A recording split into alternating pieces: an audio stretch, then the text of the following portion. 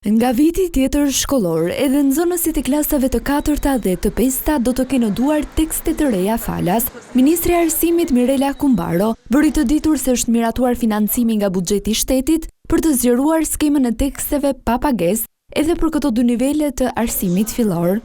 Miratuam financimi nga buxheti i shtetit për klasën e 4 dhe të 5 fillore të teksteve falas të reja.